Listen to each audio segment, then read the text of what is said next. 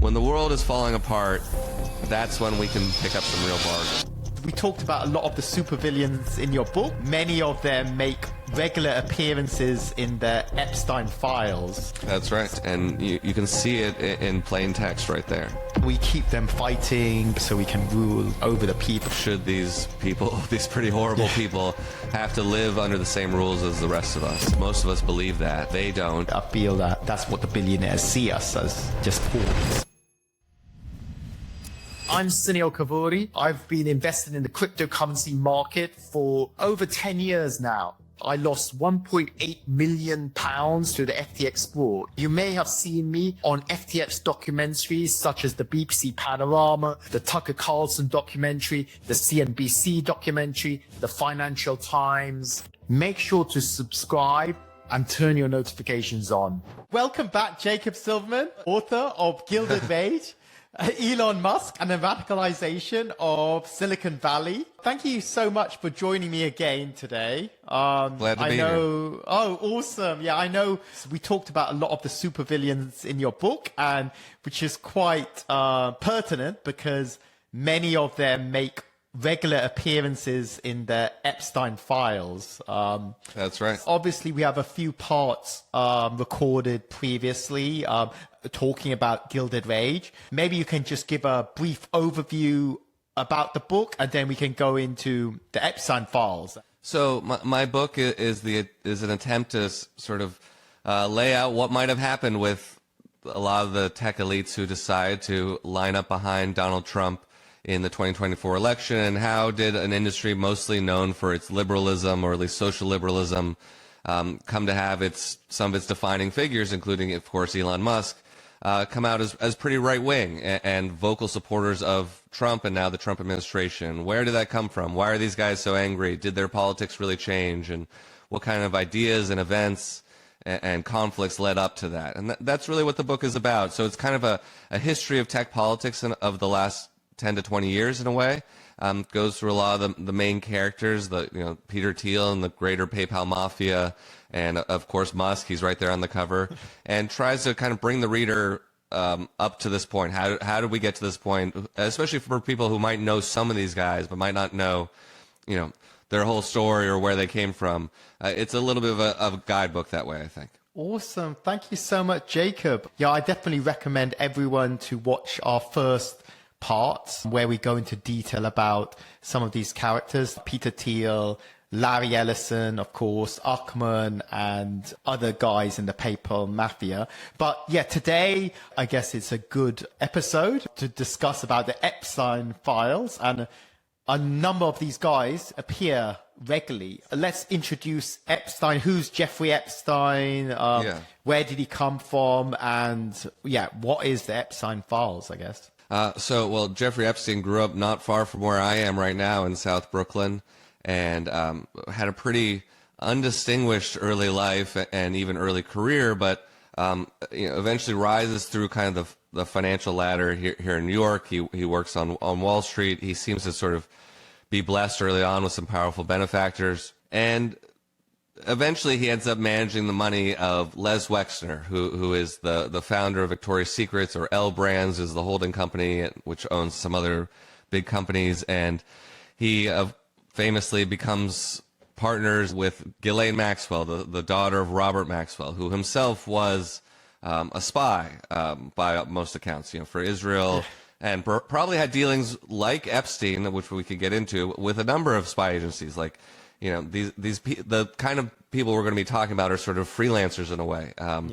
But, while have some loyalty to Israel, they also had dealings with Russia. I'm speaking kind of collectively right now about Maxwell and Epstein. Russia, the UK, the US.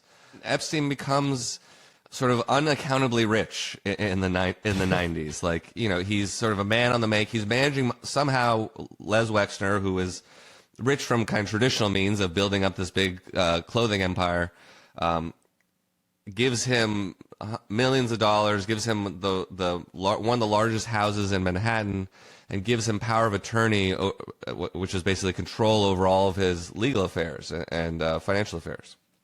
It's the kind of thing Les actually. Wexner is worth like $7 billion, so this is not. Yeah, I admit I don't know his current net worth, but we're talking ultra wealthy. At the time maybe hundreds of millions, but now billions. Frankly, I'm dealing with a very elderly relative right now. Power of attorney is the kind of thing you have when you have an elderly relative who can't take care of themselves. It's not really something you necessarily do when you're 45 and of a sound mind and have a vast business empire.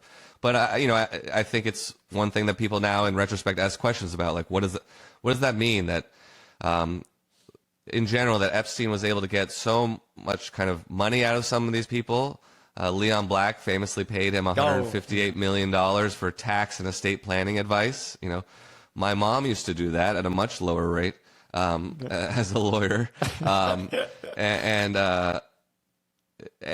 this kind of access and control and money being given to him, where I think people are constantly asking, rightfully, why? Why would people give so much over to this guy? There's not much special seemingly about him. He especially if you look through his emails. Yeah. So now we're talking about him because, cut to today, basically, he had this long career as probably a sex trafficker, pedophile, kind of freelance fixer, espionage asset. And then he dies in prison in 2019. I think he was probably murdered, like a lot of people do, and certainly benefits a lot of folks. Yeah. And still a lot of unanswered questions. But we've had these various tranches of files released by the Trump administration, and a lot of them have been redacted, or at first there was this ridiculous episode where they invited influencers to the White House and gave them these notebooks that had already released information in them. Just a total stunt. But but now we've had 3 million emails released, and I certainly haven't read them all. But we're having a much fuller picture of who this guy was and like how he communicated, and that he really was an operator. Like there's the very sinister stuff of like, oh my God, there are tons of testimony from teenage girls who he abused. There's legal corruption, there's prosecutorial corruption, all kinds of stuff like that. But also, and that's really important. But alongside that, not separately, but alongside that, he was this kind of fixer for the global elite, it seemed like, and an operator, a blackmailer. I mean, he was widely known that he had cameras in rooms in his homes. I mean, there are pictures now in the New York Times, like this is no longer speculation. There were pictures published in the New York Times a couple months ago of one of the bedrooms in his house, and you see the cameras up on the ceiling. So anyway, and this is something that some of the young women testified to also, that they saw a kind of a control room with lots of screens. So a picture starting to emerge of like who this guy was, and it's someone who was able to extort money from all kinds of people. Who I think if anyone wants to kind of read through an interesting series of reportage about him, check out the articles on him, mostly in Drop Site, about his relationship with Ehud Barak, the former prime minister of Israel, before that, the most decorated soldier in Israeli history. It doesn't get sort of more elite than that in the Israeli establishment. And what's interesting also is that Ehud, maybe I just said this, but Ehud Barak's emails were also hacked and leaked. They were hacked and leaked rather than disclosed through a legal process like this. But so DropSite has had access to kind of both sides of their exchanges, and they were doing major security deals together in West Africa and Mongolia, and brokering cybersecurity and kind of hacking for hire software to some unsavory governments and things like that. Real kind of high level dirty stuff. to put it simply. Yeah. And I think that's sort of almost the everyday Epstein. There's a lot of really lurid, horrible stuff.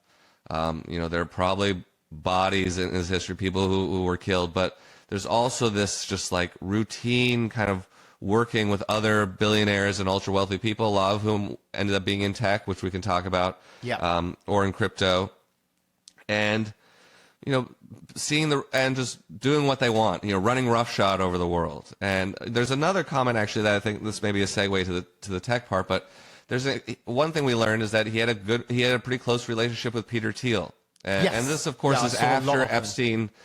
After Epstein got a sweetheart deal over all of his sex crimes, and basically was in a jail for less than a year, I think, that he could check in and out of during the day. That was in 2008, wasn't it? Yeah, that's right. And so, like, a lot of the tech people really, got to him, or he got to them in the 2010s.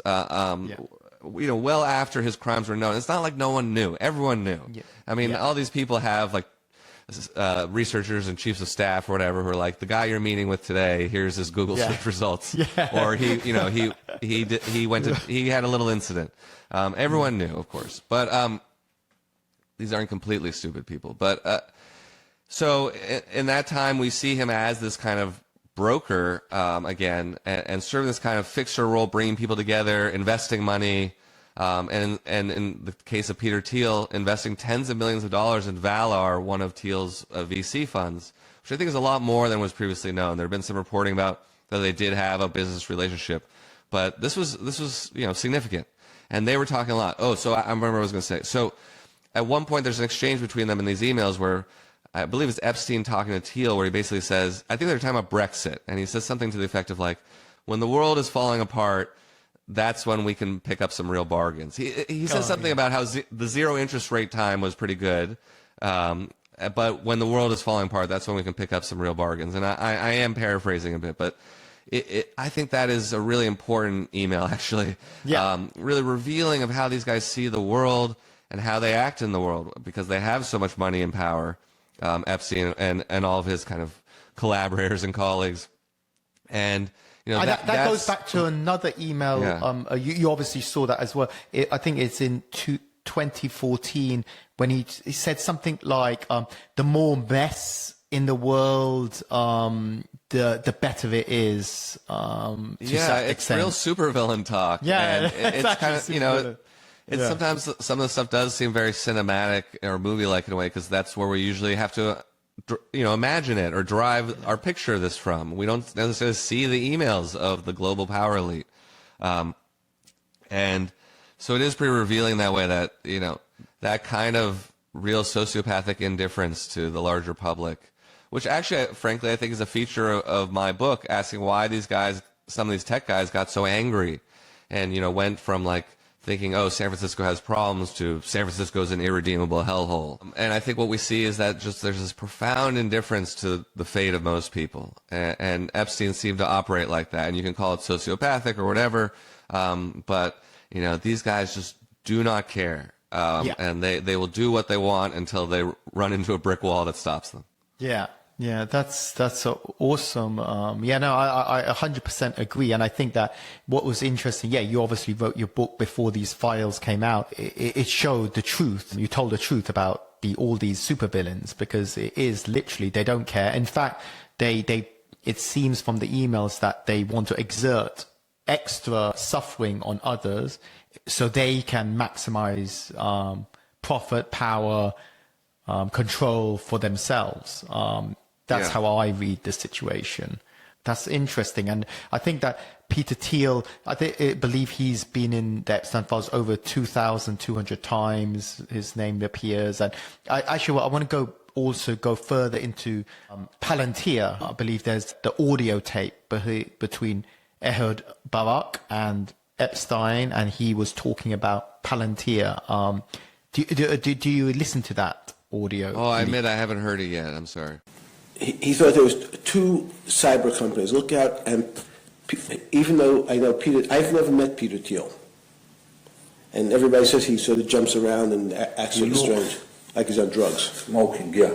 He looks under drug. However, he has a company called Palantir, Pallen. Tier. Palantir is Peter Thiel's company, and look out. Palantir, Palantir? Yes. How you write Thiel? Thiel? Thiel. Lly. No. Thiell. Okay. So he thought that Peter would put you on the board of Palantir. Peter Thiel is one of the best. I've never met him. He's going to come here next week. So I wanted to talk to him after I talked to you. Okay. He and Andreessen, it's called Andreessen Horowitz. Andreessen Horowitz, they pay Larry $1 million a year just to advise them. Andreas and? Dreeson, Andreessen, and Horowitz. And Howard, Horo, Horowitz. what they are? It's a lobbyist. What they are doing? They are the biggest venture capital people in Silicon Valley. Well, bigger than Sequoia or Kleiner Perkins. These are the new Kleiner Perkins. Everybody, these are the smart boys. So those two companies right away, in terms of, I said that we need now, in the next 3 weeks, if you're going to leave. Oh, okay. So there was an audio leak between Epstein and Ehud Barak, and he was saying, "Oh, you have to meet. I believe I'm introducing you to Peter Thiel, and we're talking about this company which is Palantir." And this was when Ehud Barak was the defense minister, I believe, of Israel. So essentially, he put Palantir, and now Israel is the main client of Palantir. Wow. So. Yeah, so it was quite a. You can just imagine how lucrative all this is. Yeah. I mean, like it's all the favor trading and stuff at the at the very highest levels.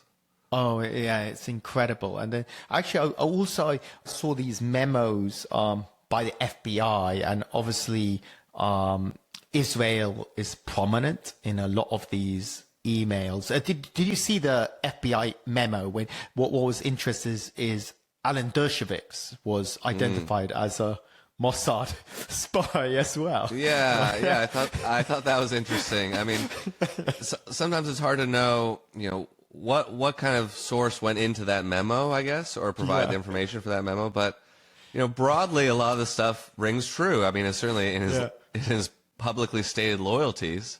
Yeah. He doesn't seem like kind of a very slick espionage kind of guy, but but maybe he would sit down with a handler and say, "Oh, I had these meetings, and this is what so and so is telling me."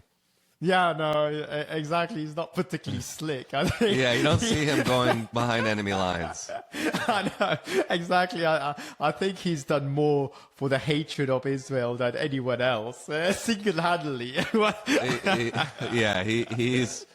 I'm not sure who's a fan anymore, but maybe they're still out there. Yeah, no, I think obviously the fans are like, the supervillains like Ackman. And actually, I did want to talk about Leon Black, actually. That was quite horrific, some of those frightful emails. And actually, something we'll discuss, which goes back to the October 23, which I don't think many people are talking about, is Marc Rowen and their relationship. Let's talk about Leon Black, because who he is, which company did he found, and how did he get involved in Epstein as well? So Leon Black is basically a titan of New York finance. I mean, founded Apollo, giant private equity financial firm, and became extraordinarily rich, billionaire, I don't know how many times over, and had a close relationship with Epstein. Everyone kind of knew this to some extent. This is something also that emerged more in the last, really since Epstein's death, I think. And there had been, an internal investigation at Apollo where he was basically forced out very gently, and they did one of these things where they hired an outside law firm to investigate, and it kind of, throws a little dirt on the shoes of the people still there, while kind of exonerating the overall institution, and that's how it often seems to go. But Leon Black, as I said earlier, paid Epstein at least $158 million supposedly for tax and estate planning advice. There's obviously other accountants and lawyers, I mean, fleets of them, who can do this kind of stuff for much less money. Who can help people like Leon Black evade taxes and do it quite well. But this is supposedly part of the services that Epstein offered. I mean, separately, just who knows what he got up to with Epstein, but separately, Leon Black has been accused of rape and sexual assault by a number of women. I don't think he's ever been charged with a crime, but he has been sued and accused in civil suits. Some of those have been settled or withdrawn, but a lot of those are women linked to the modeling world or kind of the world of Epstein, and there are pretty horrific, violent claims from these women, and did you see that? I saw that. Did he pay? Was it the Virginia Islands or one of these to avoid criminal charges. Yeah, so that's right. Yeah, he probably has. I forget which settlements he might have also reached. I mean, he's been implicated in some of these other civil suits related to the banks and to the U.S. Virgin Islands. He may have reached his own settlements in those cases. But like, this is if there were ever any co-conspirators indicted who've been referred to, in the abstract. And a lot of people have been asking, like, where are they? Who are people that might have committed crimes alongside him, whether it's, sex crimes or whether it's, a lot of financial crimes that just kind of happen in the course of doing this stuff. Because, there's probably a lot of money laundering and violation of banking laws in connection to Epstein. I mean, that's why the big banks are being sued, like J.P. Morgan Chase and Deutsche Bank. And Barclays. Was it Jes? With Jes Staley, because these banks are seen as accessories and facilitators by moving his money around, and they knew things and they suppressed reports about things that they should normally submit as suspicious activity reports. They suppressed them, but anyway, but that's to say that if there were potential co-conspirators here, they would seem a lot like Leon Black. Yes, exactly. That's someone who was close with him, doing a lot of business with him, huge amounts of money, and probably up to no good. Yeah, absolutely. I was just thinking, like, there's Les Wexner and Leon Black. They're both like billionaires 10 times over. Leon Black, $13 billion. Les Wexner, $7 billion. They have the money, connections. They can do the money laundering, providing the money and resources to Epstein to go and be the front and traffic girls. I mean, that would make the most sense. And both men have been described by Epstein victims in various situations. I mean, I'm sorry, I'm not sure if it was Virginia Giuffre, but one of the more famous Epstein victims was saying she claimed she was trafficked to Les Wexner's estate in Ohio. Wow. Like these people have been pointed at and potentially implicated. Yeah, so I mean, this horrific. So I saw one of the emails or accusations that Leon Black, made 16-year-old. So they raped a girl, and she had a mental age of 12 or 10. Ugh. It's really, honestly, it makes me sick. And then I believe she bled, and they denied her hospital aid, and it was horrific. Honestly, it's terrible. And then I don't know. I think that he would. So going back to actually another chap, apart from Leon Black, why hasn't been arrested or I think that what is particularly interesting is Marc Rowen as well. I did see some emails with him meeting with Epstein between 2013 and 2016. But what I find interesting is he obviously knew about Leon Black's history, the rape accusations, and obviously he met Epstein. He definitely knows about Epstein being a pedophile. So why is he in meetings with Jeffrey Epstein? And he recently claimed he had no business or personal relationships with him. But why would you meet? What are your thoughts on Marc Rowen? I mean, he's not directly implicated in any accusations, but I find it suspect, should I say. Yeah, I think it's suspect for anyone to meet with this guy. And there's no reason to. I mean, there's very few examples that we know of people refusing Epstein one way or another. I mean, there's Tina Brown, the kind of celebrity magazine editor. There's an email from her, I think, where she says something. She uses a Britishism, I think. What does she say? It's like, is this a nonce convention or something? I think she does. But anyway, she sort of sarcastically turns down an invitation to meet Epstein. And, of course, some people were probably blackmailed and some people were enticed by greed. But I think it just shows how pervasive this kind of moral rot and indifference is among people in finance and tech and government that they see opportunity there, I guess. Of some kind, whether it's money or connection or something far more sinister. Yeah, far more sinister. That's why I was going back to whether Leon Black, to extent Marc Rowen knew, or them being more intertwined with the Epstein operation. because we know that from the recent evidence that Marc Rowen is Zion, like a fanatic Zionist. Yeah. I mean, he was. Many people know about Ackman, clamping down on free speech after the Hamas attacks in October, it was 23 or whatever, and Marc Rowen was also quite prominent in getting the university presidents to resign. And I saw this CNBC interview whereby he claimed, something like he said, he said the condemnation should not be so hard. Unfortunately, if you lack moral courage, it's hard. In his op-ed, Rowen says, in our viral online world, it's especially dangerous when once fringe ideologies receive a stamp of legitimacy and a cultural justification that allows hate-filled ideas to spread as acceptable alternatives. Marc Rowen joins us this morning at the table. Thank you for having me. For being here.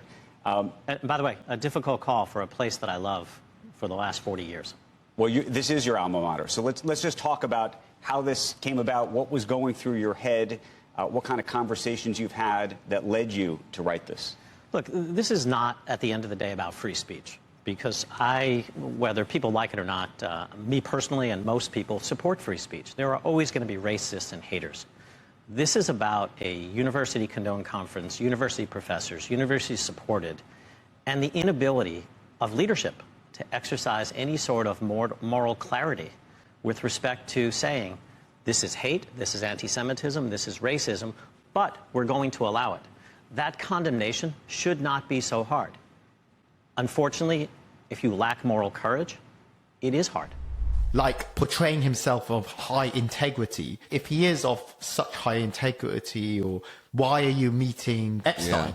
Sometimes I believe that those who want to portray themselves of, high integrity or need to say it, generally the people who need to say it generally are on the opposite end of the spectrum. Yes, because generally I think your actions speak louder than words, and you don't need to, But that's made me quite suspicious of, actually, and not talked about much, but he's obviously a partner or co-founder of Apollo, partner of Leon Black.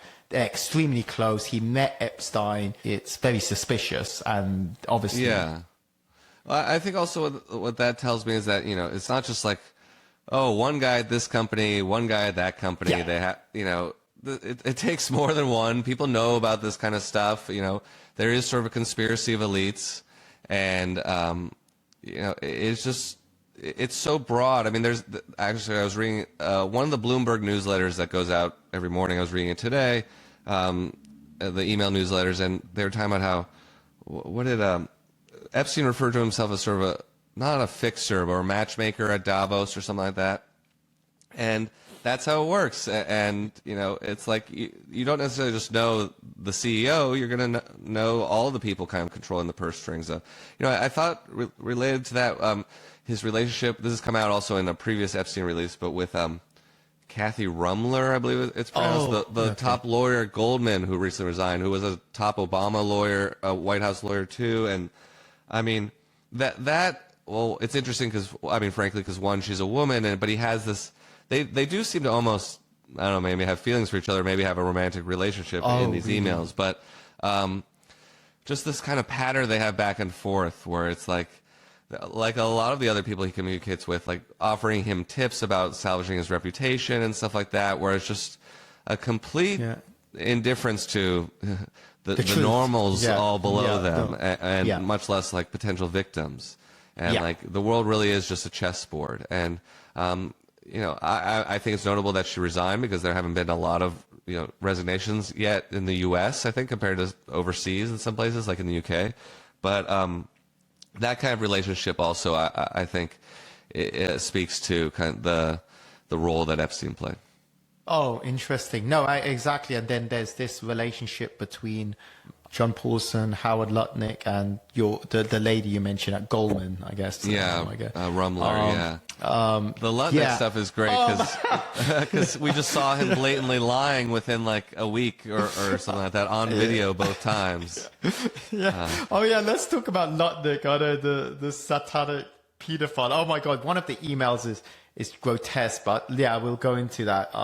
which really hit home for me, whereby Lutnick basically said, I'm with 8 children. And exactly... it was very weird. Weird, because he actually literally listed the exact ages to a pedophile, like the fact that he's a co-conspirator, like you would do, like very weird. Yeah, like selling second-hand cars. Let's go back to who is Howard Lutnick. Actually, I guess this is another conspiracy, but let's go back to, Cantor Fitzgerald, 9/11, and all this stuff, and then I guess, Howard Lutnick is currently the Commerce Secretary, and until recently was the CEO of Cantor Fitzgerald, a financial firm that is probably most famous for losing a lot of its people in 9/11 attacks because they had an office in the World Trade Center, one of the World Trade Center buildings, and Howard Lutnick's brother, I believe, died in the attacks, but Lutnick himself wasn't there, and it also kind of, I think, is sort of, it's inspired a lot of conspiracy theories. It's also inspired the main character in Billions, I think, if you ever watched that show. Oh, I have, but they make it a little bit different. But anyway, he rebuilt it into a big financial firm and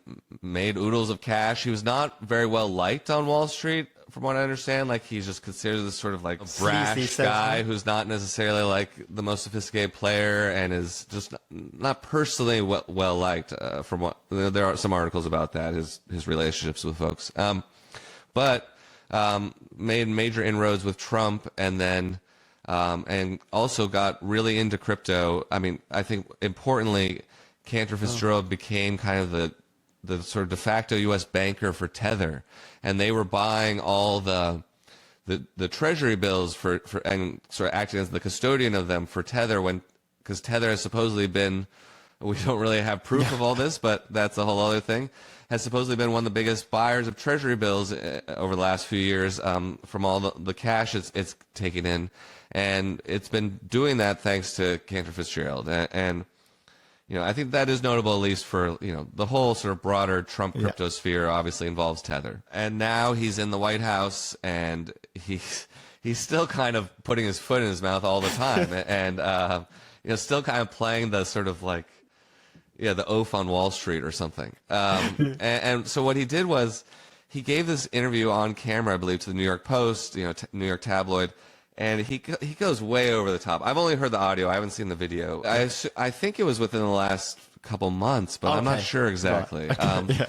But this is like since he joined the Trump administration, at least. And, he gives this interview, might have been in the last month even, where he's just like, well, so he lived next door to Epstein. Epstein had the biggest residence in Manhattan, this huge house on the Upper East Side. Lutnick, being super rich himself, had a house right next door.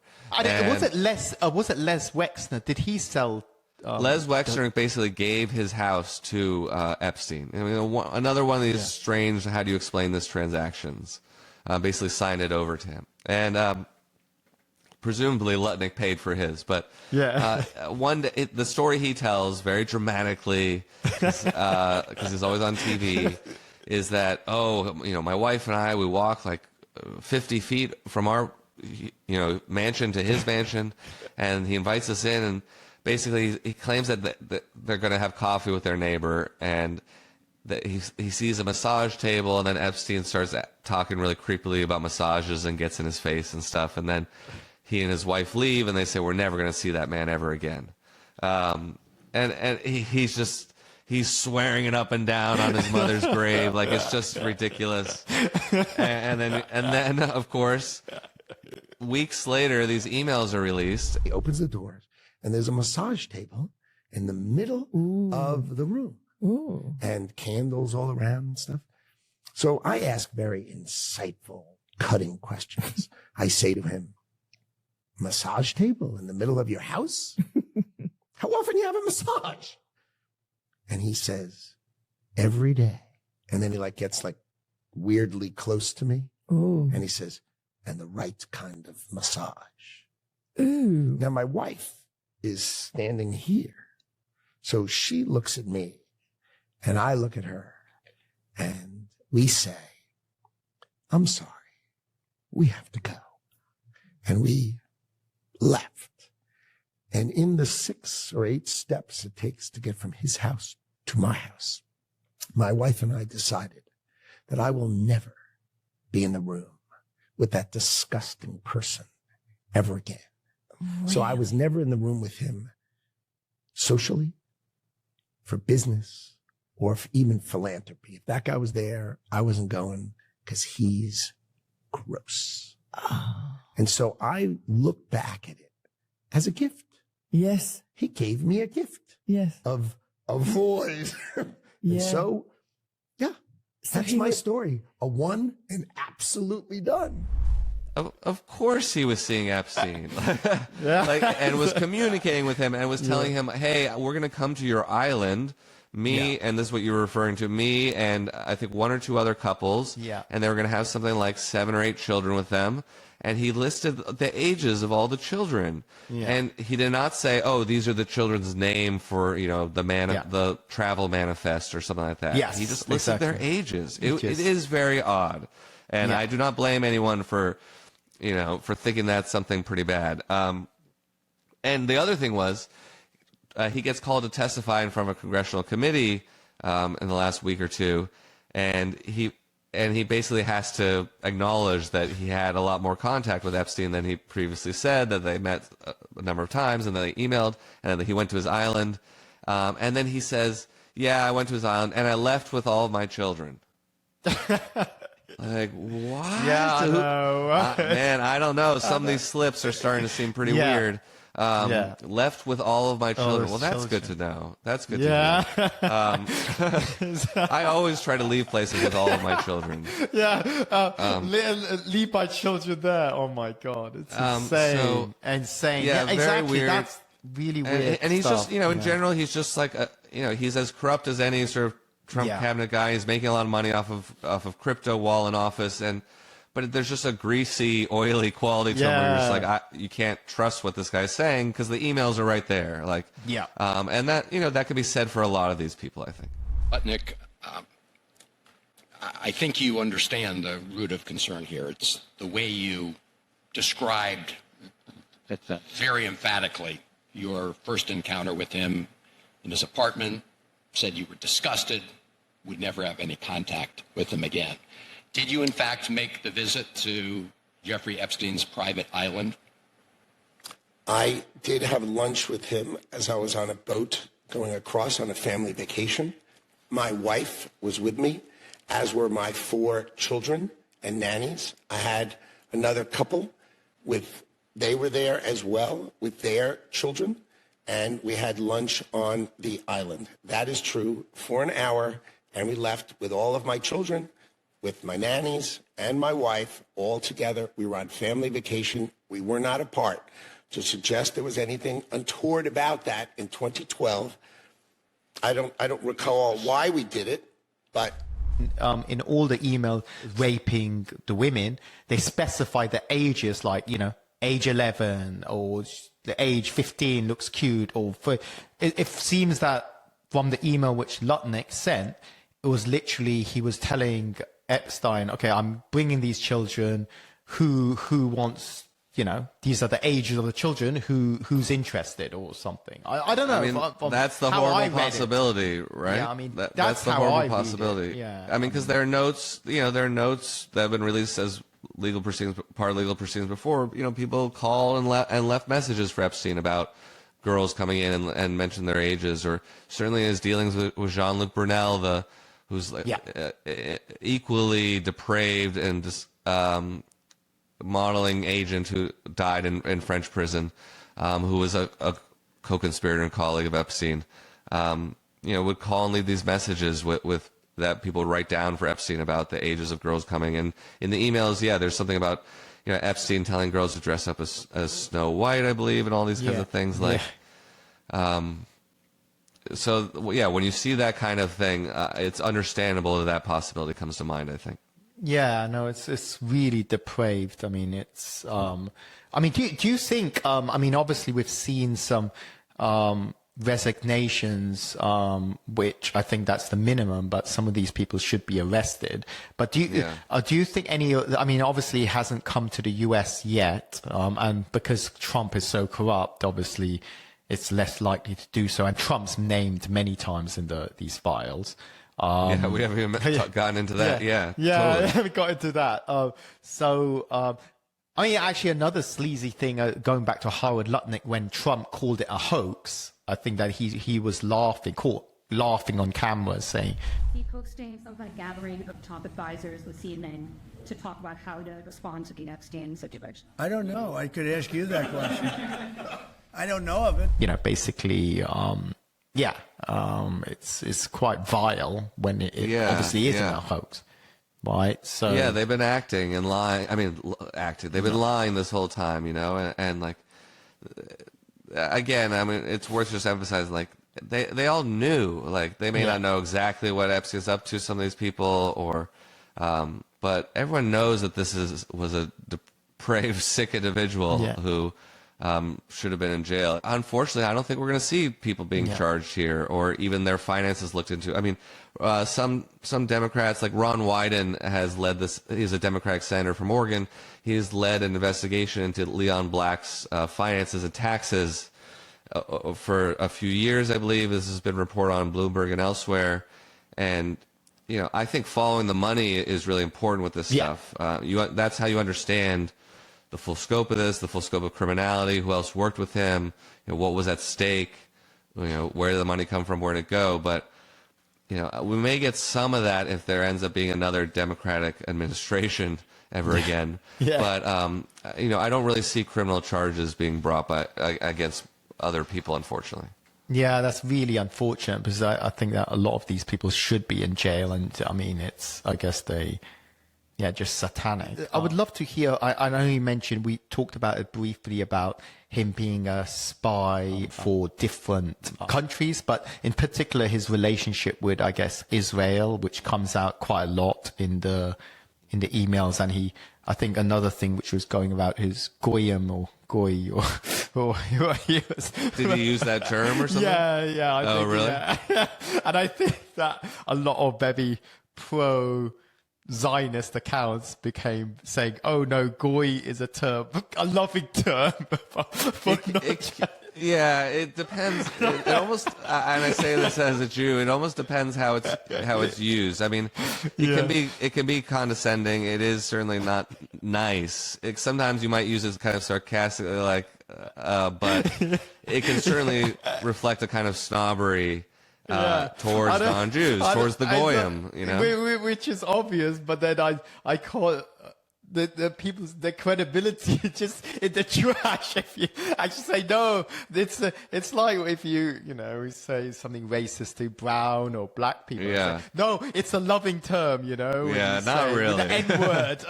Okay, yes. Not when you're emailing around with your buddies. Yeah, we know. So, it reflects a certain worldview for sure. And like, I mean, a lot of the people he was dealing with were fervent Zionists like him, and like. And I think this speaks to like this elite impunity that, you know, they had their professional or their monetary interests, and they had their political interests of Israel and kind of Jewish ethno-supremacy, and we're glad to break the rules accordingly. Yes, and it's maybe and obviously it was, I guess, potentially Israel get I know we already know that a lot of the ones which were charged with espionage or you know, Poland, was it Pollard, the traitor or the spy? And then Jonathan Pollard. Yeah, sure. Jonathan Pollard. And they run off to Israel, so Israel could be kind of a safe haven for them to commit crimes globally and then just go off. But actually, just mention about Jonathan Pollard for everyone. That would be good. Oh, sure. It's actually a case I've studied a bit. So in the late 80s, here in the U.S., in D.C. especially, there are a bunch of espionage cases that kind of were uncovered around the same time, but the most a lot of them involve in the Soviet Union, but the most famous probably was Jonathan Pollard, who was a naval intelligence analyst, American, Jewish, who was spying for Israel. And this was a huge deal. He was prosecuted. Some, especially on the American right, think that maybe like Israel sold some of his secrets to the Soviet Union. Some of the stuff is hard to know, but he was a major spy and certainly gave a lot of, and did it for money, that is also overlooked sometimes. Like, this guy is a major Zionist, and he became super religious and like got married in prison, and then as soon as he was let out, he went to Israel like with Netanyahu. But he was also like, I mean, spies can have multiple motivations. This guy was greedy. Also, he tried to sell stuff to South Africa and elsewhere. But yeah, and then it's an interesting case too, because just looking back on like Wolf Blitzer, who's if you're American, he's like on CNN, like wrote a book about it and like worked for AIPAC at the time. I think like all these people who later were prominent in like American media or politics kind of either had some connection to the case or, in one way or another. It seems it's just one of those kind of incidents in history that had some reverberation. And so yeah, he went to prison for 30 years. Eventually he had basically mandatory parole. I think he may have officially, but not pardoned, but like allowed to leave the country in some sense. He had a pretty restrictive parole for a while here in Manhattan, or here in New York. And then in this, he was always kind of on the wish list of Israeli authorities. Like whenever they would meet with a U.S. president, or often, like once a year, it would be on the wish list of like Ehud Barak or Netanyahu or whoever would say like, can, Mr. Obama or Mr. Trump, whoever, can you release Jonathan Pollard? And they would always say no, because this was considered kind of in the U.S. intelligence world, especially among the hardliners, like a big deal. Like, the CIA director would quit in a fury because, this was considered a huge betrayal within that world, and potentially people died, and you just can't do that as a U.S. president. But, of course, Trump can kind of do whatever he wants. So he eventually let Pollard leave the country. He had done 30 years in prison, and he left the country and went to Israel. I'm not sure if he lives in a settlement, but those are his politics. He's a right-wing extremist, very religious. I think his wife died, and I actually have a Google alert for him because I wanted to write about him a number of years ago, and then I never got rid of the Google alert. I went to one of his court hearings when he was trying to get paroled here in New York. Interesting. And he was there. He was trying to get his parole conditions lessened, I think. But yeah, eventually, thanks to how this administration works, this was the first Trump administration, I believe, he got to go to Israel. And there's still a lot of people kind of in the U.S. establishment, especially I think on the right, who have a lot of resentment there. And he stands along with like incidents like the USS Liberty, which was this ship that was bombed by Israel I think in the Caribbean or the Red Sea like 50 years ago, claiming supposedly by accident. These things kind of stand out for certain people who say, this country is our adversary, or that we've always kind of had a malign relationship with Israel that other parts of the establishment basically cover for. Yeah, and that's where kind of Pollard looms, and maybe it's fair to say that Epstein is kind of in that lineage. I mean, Epstein is not, he was not a U.S. government employee that we know of, but he was this member of the Jewish American power elite who clearly worked for Israel and represented kind of the dual loyalty trope that a lot of people fear being tarred with. But in Epstein's case, this was something that he was doing. We don't always know what exactly he was doing for Israel. We know what he was doing for Ehud Barak, thanks to those emails. And you can imagine that extending to a range of other kind of favors, and especially someone who's moving money around, who's actually there is an interesting example also I think in some of the drop site reporting of Ehud Barak, kind of like there's this whole sort of weird incident with some headphones that are returned to a store. It seems like some kind of tradecraft if you go back in some of the drop site reporting. But more explicitly, we don't really know what was Epstein's job, or like what kind of operations did he assist in. But hey, the guy had private jets and islands and bank accounts everywhere, so he could do a lot potentially. Yeah, I mean, there was a FBI memo which said that they suspected, or I guess that the FBI would know, but something like Robert Maxwell, Ghislaine Maxwell, and Epstein are blackmail operators for Israel, blackmailing politicians and leaders. That was a memo, which was... It certainly seems like a possibility to me. I would believe that. I think there's a reasonable question of did Maxwell kind of pass down his operation, or... there's something called a generational spy where you kind of keep it in the family. did he pass down his operation to his own daughter and also to Epstein. But there's a lot of continuity there. And there's some people, like there's this Israeli spy Ari Ben-Menasche who, I don't know, it's like he puts himself out there a lot and is not like any spy. Maybe is not very trustworthy, but he claimed to have been Epstein's handler. I mean, he pops up a lot. He was involved in Iran-Contra, but hey, a lot there's probably an Epstein connection to Iran-Contra too. He said he was Epstein's handler, and Epstein was a spy for Israel. Because the mainstream media narrative is, we don't know about Ghislaine Maxwell. She denies all wrongdoing. And basically, Epstein was a pedophile and was a successful banker. He made lots of money, and he was a criminal pedophile, and he died in a jail awaiting justice. That's the story. Nothing to do with Mossad, nothing to do with the Israeli military intelligence, nothing to do with Israel. Yeah, they would deny it. It's a real bad story, and they would deny it. But he was put straight with the Israelis by Robert Maxwell at the time, a military intelligence, and started working there for them. Menasche is someone who's become sort of this freelancer who now does, work for hire for dictators and other people around the world, and will probably say anything. But it's the kind of sort of portrait of things that becomes truer the more we're able to fill in. The more we're able to fill in with official documents and testimony from people, and the speculation, of course, was always there. But he did have a lot of dealings with Russia and with I'm blanking on the name, but he was friends with the Russian ambassador to the UN, I believe, who died very strangely in D.C. In Washington, D.C. He was probably murdered. And he even says in an email to Thiel, I believe, he says, my Russian friend died. Oh, really? And there are emails where he's trying to get information to Putin or trying to have a meeting with him. But, this is all of a piece kind of too, because like Israel and Russia have a lot of dealings. There are a lot of Russians who moved to Israel.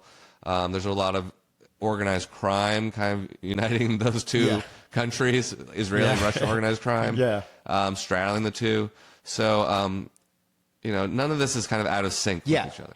Exactly. It seems like he used the information, how I read, like maybe blackmailing some of the leaders so he can help negotiate better deals. Or I know there's speculation whereby because of the information he has on Trump and the rape accusation or rapes which allegedly he did, he was able to get better terms for Putin or other countries. Could that be playing out as well, whereby it's possible? You got to ask, like, what is the blackmail for? What are the video cameras that we know were there for, and how does this work? And it might be for so you can get the largest house in Manhattan and a private jet and an island, but also this has to have been something that had some geopolitical influence. I mean, I forget. There's a line where supposedly Bill Clinton, I think, told Monica Lewinsky that he thought like Netanyahu kind of had compromat on him in some form. Every hotel these guys have gone to in there since the age of 35 maybe was probably bugged. And isn't Netanyahu bugged? Is it the White House or some of the? Well, I mean, Israel is very aggressive in its spying, including here in the U.S. So. And Ted Cruz. I don't know what form it actually takes, but I think the most embarrassing interview was that Tucker Carlson interviewed Ted Cruz, and he was like something about Israel bugging or Americans and spying on them. Then Ted Cruz was like, "That's okay. They're ally of us." It's like he's a U.S. senator.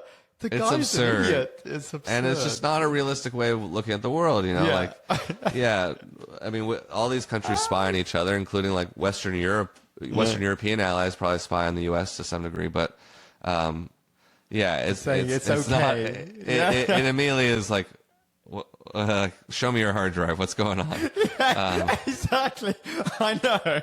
It's true. The same as that guy. What's his name? Who's very pro-war. What's his name? That Graham. I forget his.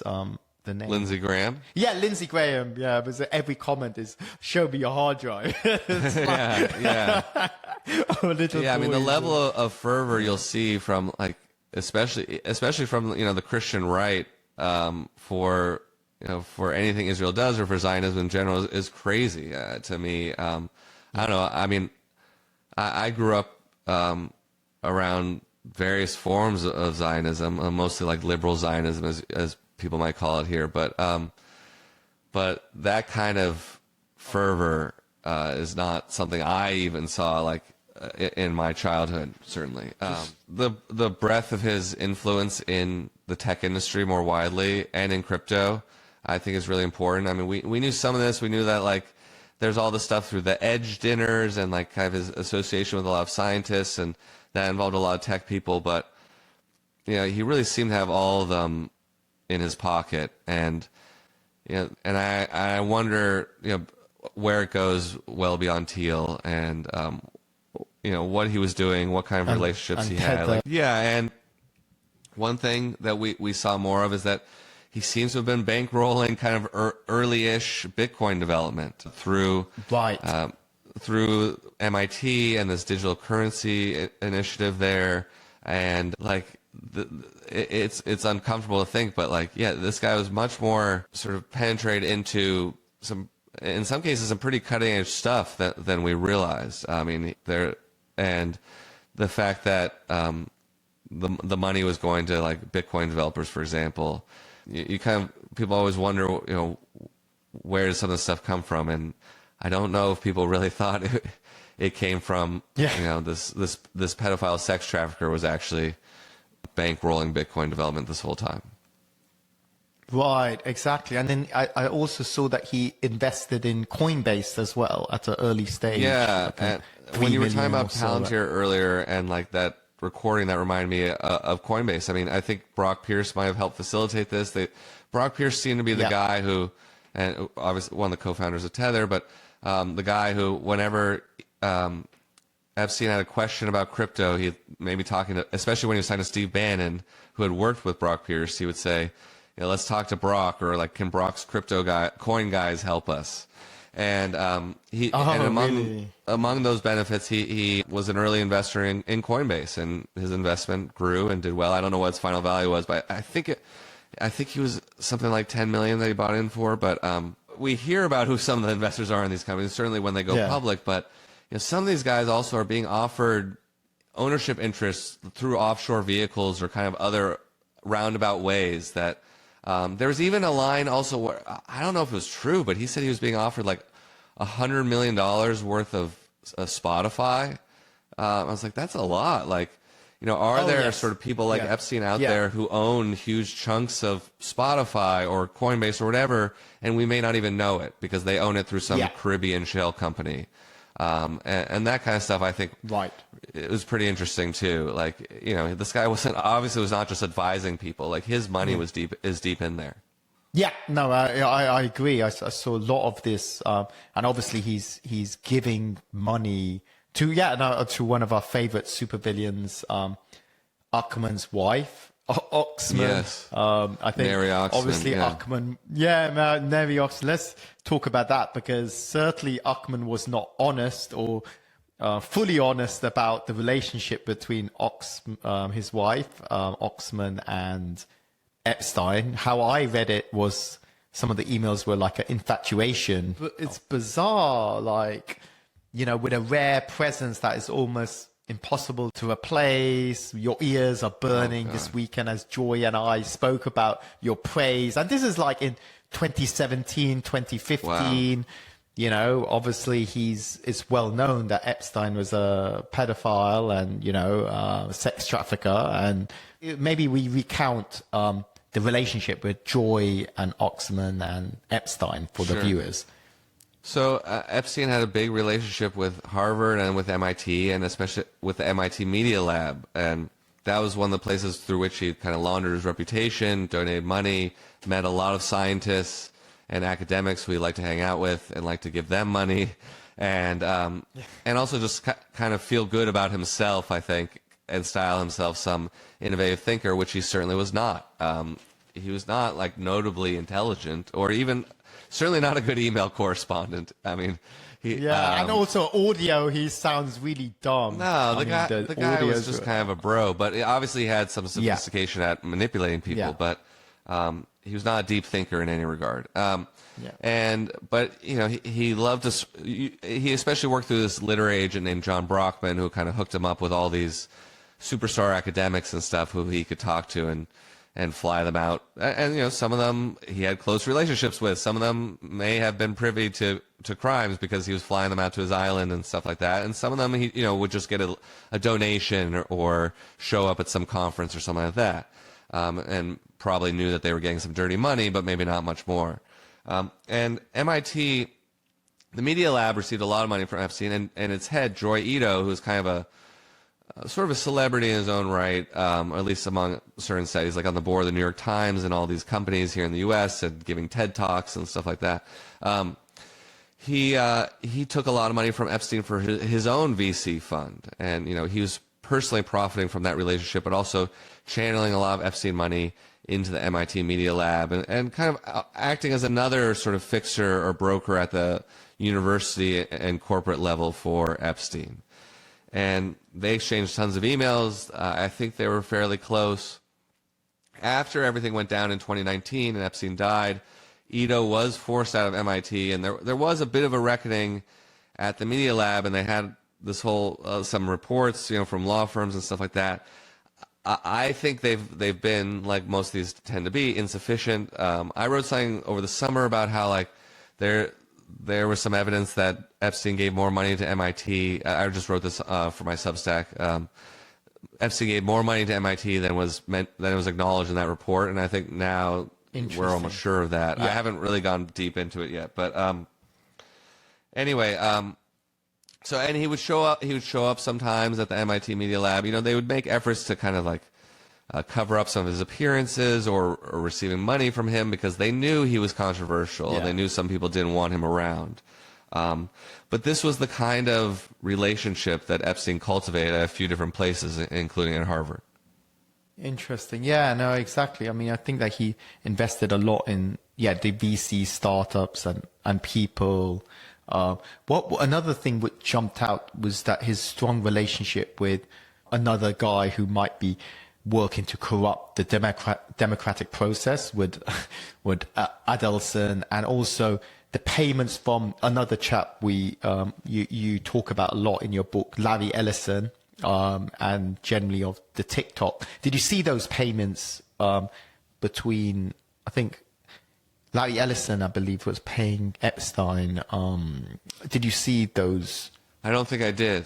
I thought it went from Larry Ellison. I presume it did, but I'm not sure. There was some payments going from Larry Ellison, but obviously, I guess Larry Ellison pays lots of people.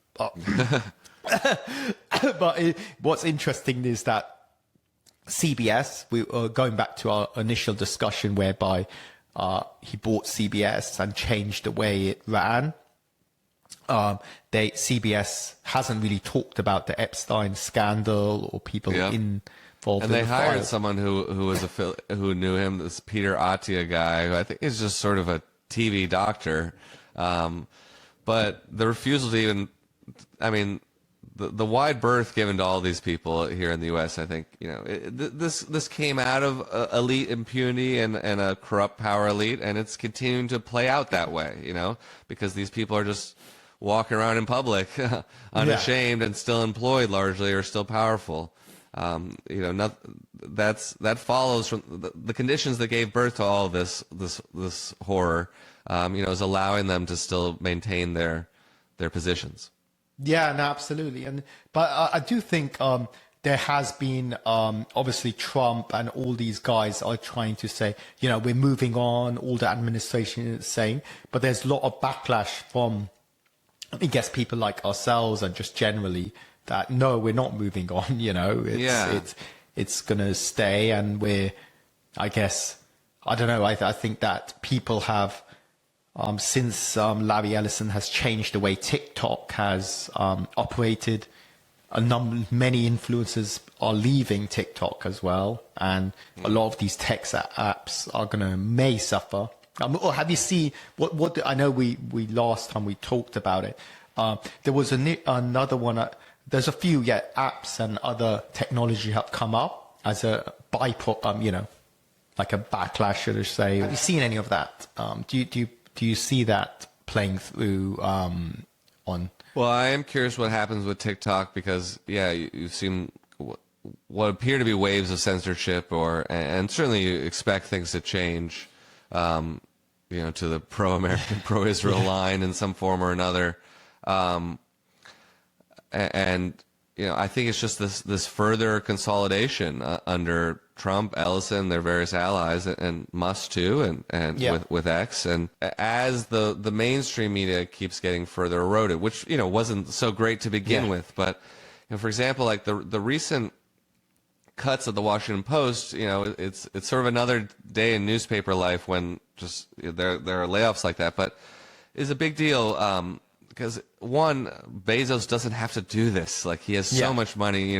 The interest on his interest will pay will pay for the Washington Post. But it really does seem like a favor to the administration, and consistent with the kind of plutocratic rule we're starting to see now in the U.S., where they're willing to kind of bend the knee and to preemptively shape media conditions to be more favorable for themselves and for the administration. And whether that's, on X or TikTok or in the case of Bezos, sort of him kneecapping his own media property, I think there'll just be more and more of that.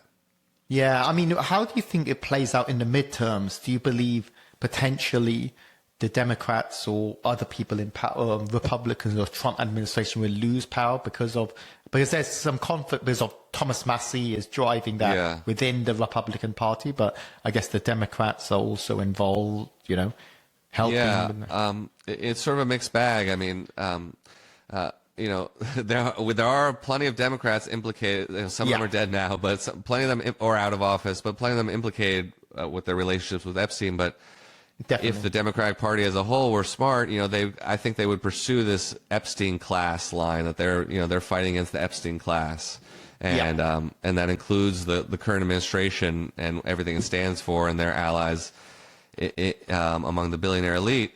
But I don't know if they'll kind of get their act together to do that. I think we'll see in some individual races kind of that kind of talk, or Epstein will be part of the campaigning.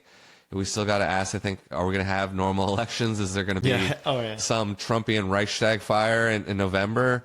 Or who knows what's going to happen? But, I think it's still going to be a thing, And the other part of this is like the Republicans and Trump and MAGA and all their sort of media apparatus stoked the Epstein stuff for years and tried to kind of make it a Clinton and Democrat corruption thing.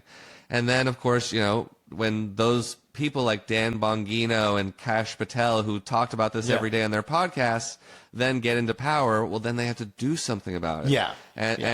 And some of these right-wingers or some of the MAGA people want that. And that's kind of the Thomas Massie constituency, who is like, I mean, Thomas Massie is also kind of sort of a libertarian. And, there's always going to be one or two Republican reps, I think, who are like this. But it's also the Marjorie Taylor Greene constituency, who's just like, hey, you promised. We're gonna find out who the pedos are, and oh wait, so there is still like a demand there among some people on the right and some people who might drift away from the right, and then it could be, I think, this lever for the Democrats if they really know how to wield it. I think that at least the population, I mean, general population, I hope so, except for the fanatical MAGA right who seem to, say it's okay to be a pedophile for Trump or, I don't know, fake news or whatever. I think anyone, normal person is horrified. I think even if you aren't like very partisan or even very political, like people should be just like read through some of this stuff or read some of the articles covering it. Maybe not. I mean, some of the mainstream media can kind of sand it down, but a little bit. But or you read some of the original emails. Like, I mean, these are terrible people, and this is how the power elite or like the the people ruling over the rest of us really view us and the world, and so people should be angry about it, or think that this is something contemptible. Yeah, exactly. I actually, it goes back to a point which we discussed in our earlier episode. I think is email came across. I came across the Barclays guy, the CEO, Jes Staley, and he said this is not left or right. We keep them fighting, and so we can rule over the people. And I feel that that's what the billionaires see us as, just pawns. Totally. I mean, and there's a lot of policy and political questions that come out of this, but they're also like basic questions about like rule of law and like should these people, these pretty horrible people, have to live under the same rules as the rest of us? And of course, most of us believe that. They don't, and you can see it in plain text right there.